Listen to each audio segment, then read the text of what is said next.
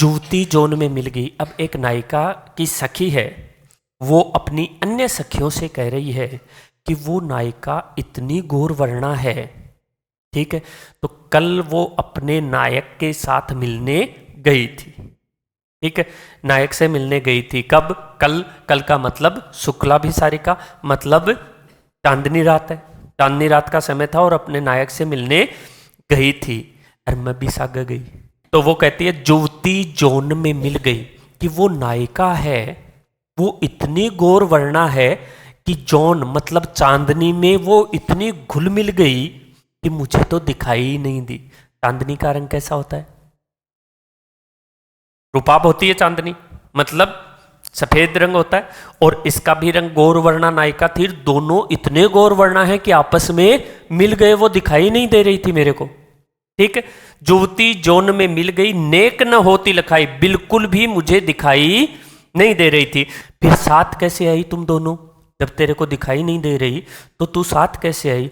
तो कहती है कि हे सखी, सौंधे के डोरे लगी चली संग जाई।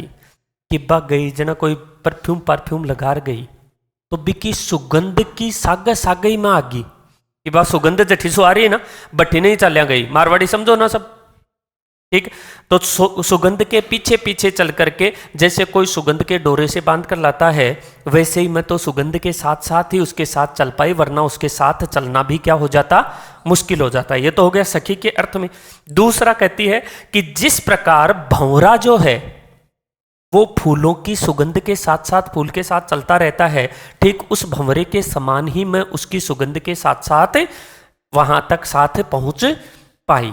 तो यहां पर मूल रूप से तो कौन सा हो गया? दो अर्थों में आने के कारण श्लेष और नायिका का अतिशयोक्तिपूर्ण वर्णन, क्योंकि कोई नायिका इतनी सुंदर नहीं हो सकती जो चांदनी में मिल जाए, तो अतिशयोक्ति अलंकार भी इसमें माना जा सकता है। नायिका के साथ एक सह नायिका होती थी, पुरानी फिल्में देख लो आप, उसमें आता थे ना, ठीक है। तो वो सह नायिका है और वो नायक को जाकर नायिका की सुंदरता का वर्णन करती है। मतलब एक दूसरे के सामने जाकर के एक दूसरे की प्रशंसा करती थी, बड़ाई करती थी। अब नायिका की सहेली जाती है किसके पास?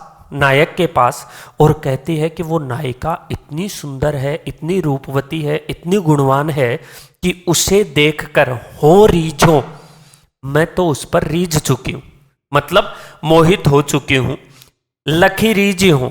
और तुम भी एक बार जब उसे देख लोगे ना तो निश्चित रूप से उस पर मोहित हो जाओगे।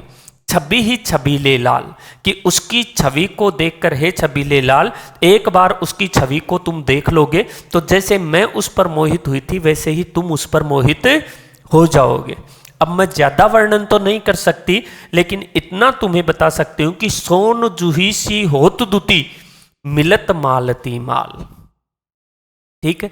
कि उसको अगर गले में सोनजूही के पीले फूलों की माला पहना दी जाए ना, तो उसके गौर वर्ण की आभा से वो पीले फूलों की माला भी मालती माल, मतलब मालती के सफेद फूलों जैसी दिखाई देने लग जाती है। इतनी गौर वर्णा वो नायिका है।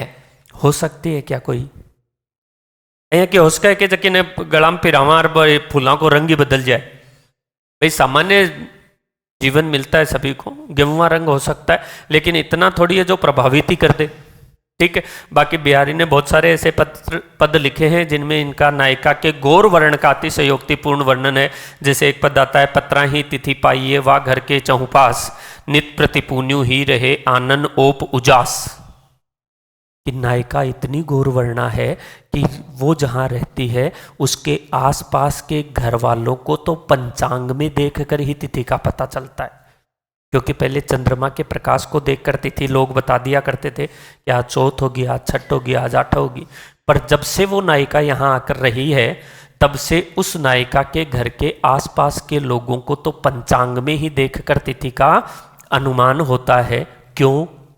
नित प्रतिपुण्यु ही रहे आनन ओप उजास, कि उसके घर में, आसपास के घरों में उसके शरीर से निकलने वाली आभा के कारण नित प्रति पूर्णिमा जैसा आभास रहता है। अब यहाँ का भी कोई हो है क्या आदमी देखो रोज की पूर्णिमा सी चांदनी रहे, यहाँ की रहे लोग बाग कनेक्शन कटा ले बिजली का,